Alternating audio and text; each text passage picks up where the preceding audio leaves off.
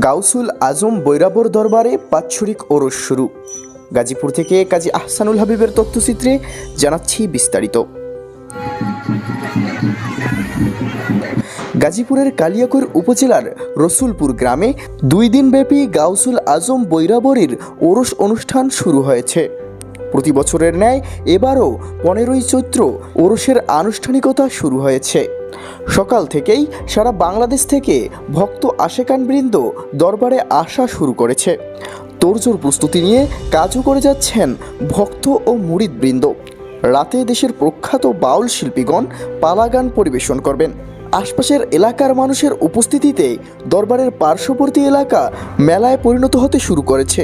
অত্র ওরসটি এলাকার জনসাধারণের জন্য আকর্ষণীয় বাৎসরিক মেলা হিসেবে কেনাকাটা এবং বিনোদনের জন্য উত্তম দিন হিসেবে অপেক্ষমান থাকে।